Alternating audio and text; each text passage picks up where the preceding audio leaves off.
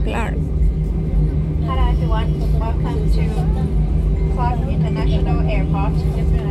The local time now is 17 minutes to 9 in the morning. On time siya. Please remain in your seat until the aircraft has come to a complete stop and the seatbelt sign is turned off. Please be careful when opening the overhead compartment as baggage is brought out. When leaving the aircraft, please double check that you have all your belongings and pay attention to the gap between the aircraft door and aero bridge. Thank you so much for flying with HK Express. We can't wait to see you again soon. HK Express.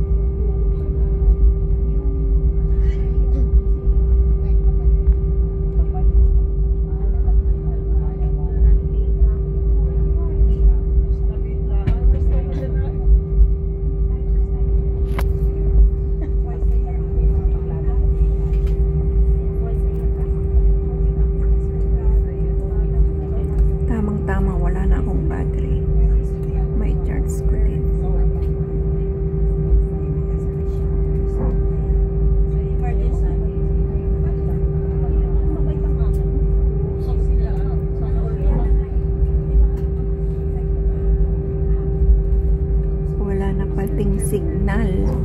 Nakalimutan kong magpa-ano sa CSF nung nagpa-central ako ng Friday at nung bumili ng ticket. Kaya wala akong signal.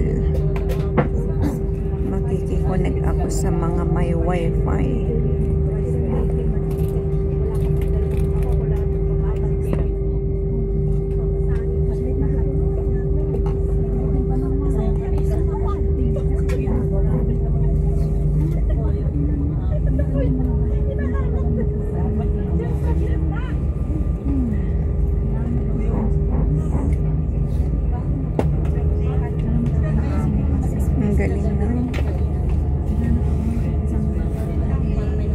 First stop na. Ayan. First stop na guys. Ito puno yata o may kulang na konti. Tayuan na ang mga tao.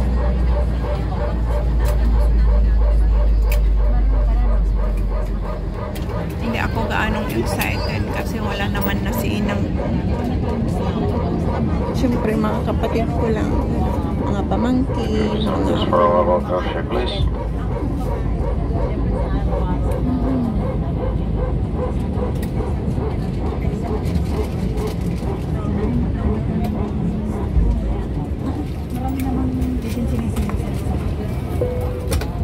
naiiyak tuloy ako. Excited ako.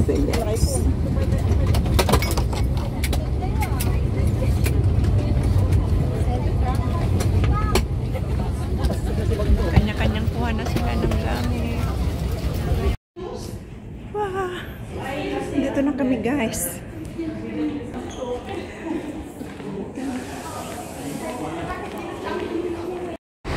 Guys, andito na tayo sa Clark Airport. Ayan ang sasakyan ko.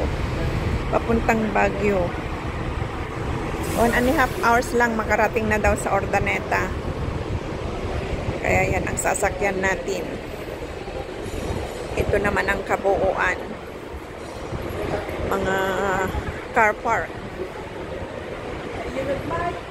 Buti lumiwanag na. Maambon kanina pagdating namin.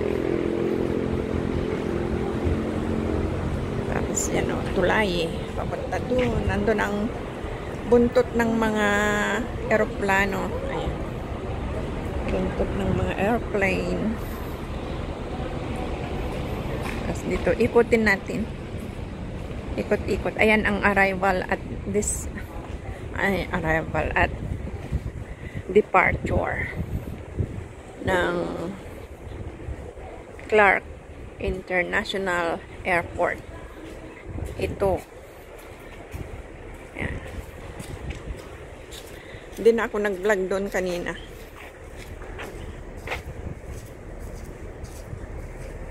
Ayan, ito oh. Wala siyang pintura. Kaya ganito ang kulay. Or nag-fade na. Ayan. Ikutin natin para makapasyal din tayo. Umaraw na, maganda na ang panahon.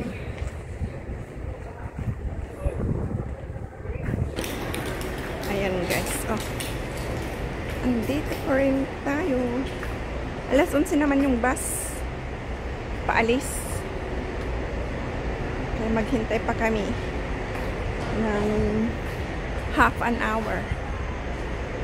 On time ang sinakyan naming airplane. 8, wala pang 9, nandito na kami. Kaya ang tagal na maghintay. Ang ganda ng panahon, mga ulap. Ayan.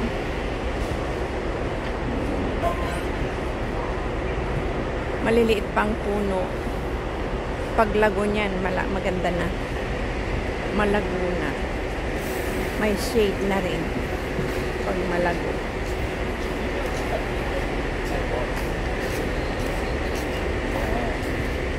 Dito kami dito ang exit ng galing sa airport, diyan sa dito. Ayan ang exit. Departure at arrival. Ayan.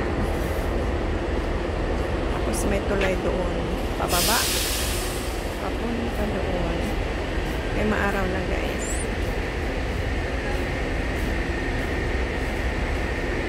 Mamaya pag magbiyahe kami, to be continued guys sa aming biyahe. Ayan ang departure at arrival area ng Clark International Airport. Akyat na tayo dun sa kaya ako bumaba, bibili ako ng tubig. Tubig ang bibilhin. Bili tayo ng tubig guys. Nauhaw. So, iba naman, Genesis.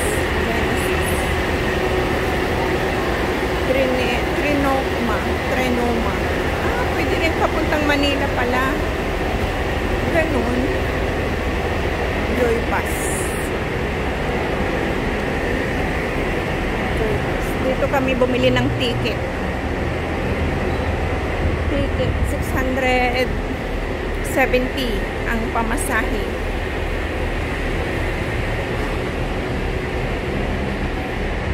Aircon, pero wala namang toilet. Pero sabi ng conductor kanina, 1.5 hour ride. 1.5 hour ride ang ating bubuuin sa biyahe.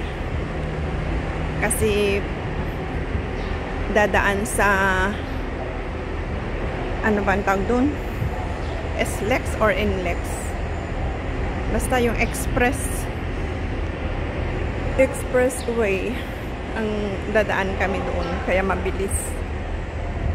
Ayan, mga sasakyan, car park, o madaming motor, madami ding motor.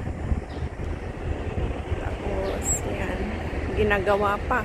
Siguro after few years magiging building na ito, condominium, mga flats. Yan, Joyful Bus. Pwede rin palang papuntang Quezon City, Trinoma. Oh, ngayon ko lang alam. Since wala tayong sundo, mag-bus tayo. Hindi ako nagpapasundo, hindi rin ako nagpapahatid. Last time lang, sinundo ako ng kaibigan ko at asawa niya. Sinundo nila ako.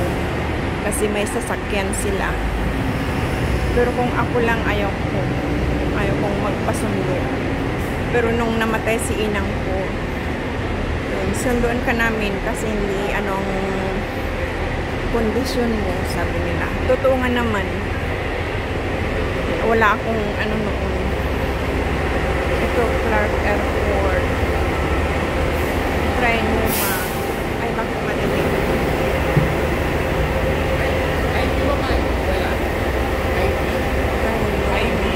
Hindi pa tayo nakapunta dito.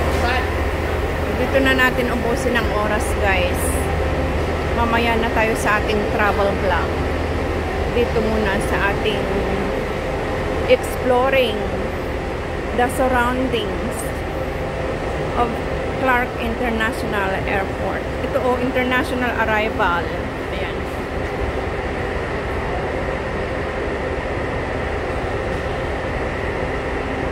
Nabasa niyo pa, guys. International arrival ang nakasulat. Balik tayo. Maganda ang panahon. Ikot tayo, balik. Ikot.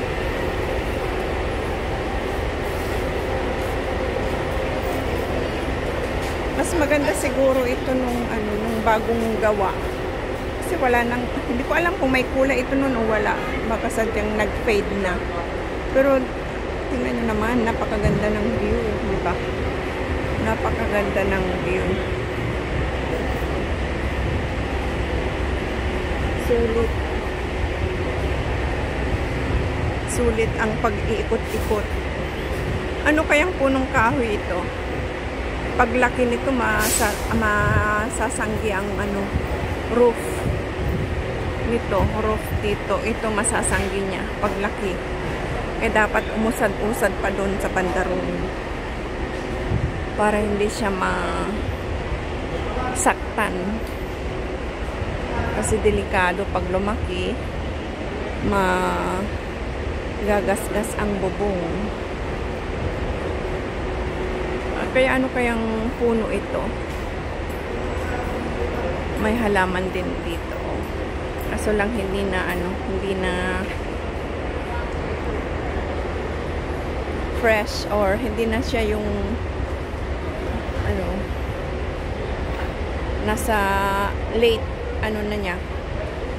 Wala na siya sa kanyang prime.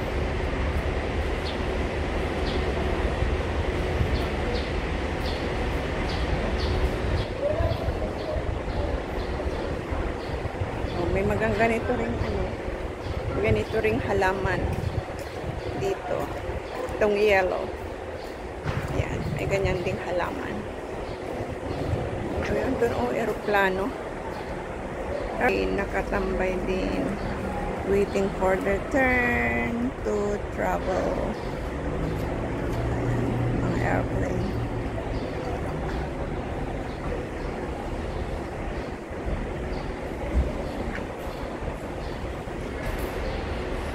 Balik tayo ulit sa magandang view. Nandito na tayo, guys. Wala pati akong wifi. Oh my gosh. Nakalimutan ko kanina. Ay, nung Friday. Nung bumili ako ng ticket ko, nakalimutan kong kumuha ng wifi. O bumili ng wifi doon sa CSL. Oh, may Victory Liner. Saan din ang punta nito? Baka Baguio din.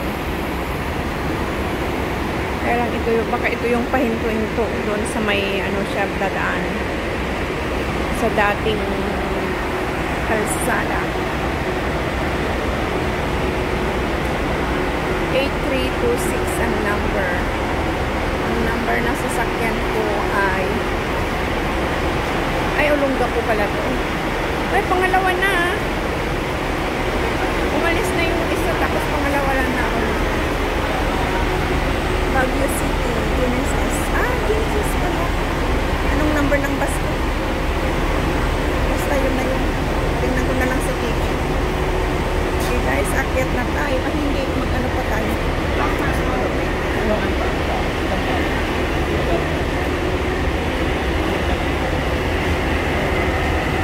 Diba maganda ng panahon guys. Kaya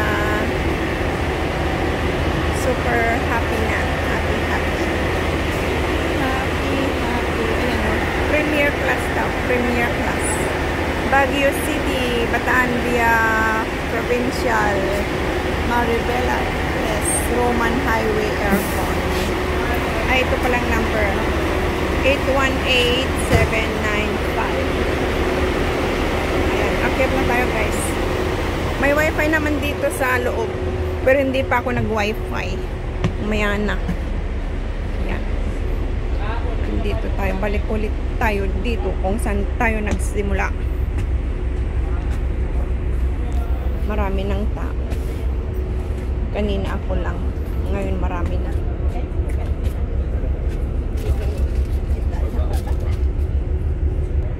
Okay guys, sana nag-enjoy kayo sa aking vlog dito sa Clark International Airport. Hanggang sa muli. Maraming salamat. Bye bye.